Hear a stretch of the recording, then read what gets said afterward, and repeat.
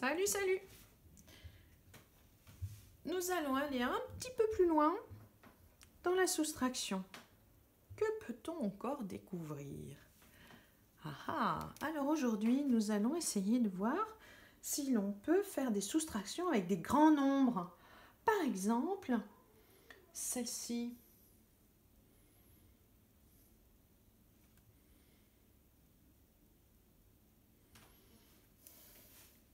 Qu'est-ce que je vois? Je vois que 523 moins 200, ou la différence entre 523 et 200, finalement, quand je vois 200, je dis, tiens, je sais ça. Si c'est écrit 0 ici, c'est que je ne vais pas toucher les unités. Mais alors, si c'est écrit 0 ici, je ne vais pas toucher les dizaines non plus. Finalement, je ne vais regarder que les centaines. Donc 5 centaines moins 2 centaines, ça fait bien 3 centaines. Et puis le reste, c'est tout facile.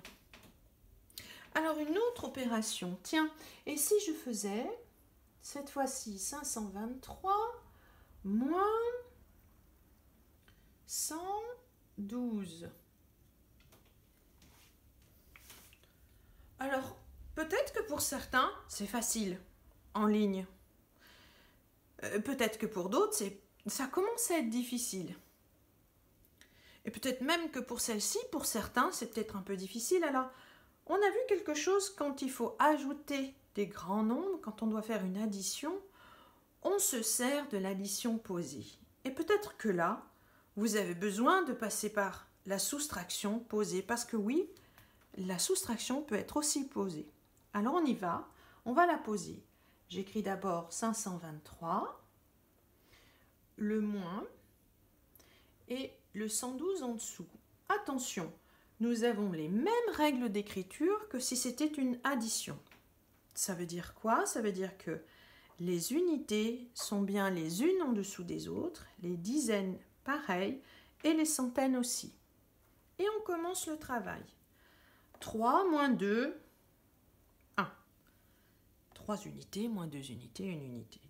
2 dizaines moins 1 dizaine, ça fait 1 dizaine. 5 centaines moins 1 centaine, 4 centaines. Et voilà, j'ai trouvé mon résultat. Finalement, quand je pose, ça peut m'aider, surtout quand les nombres sont grands. Tiens, essayons une autre.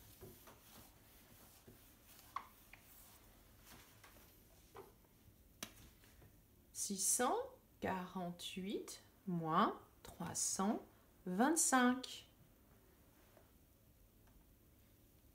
Trop compliqué en ligne?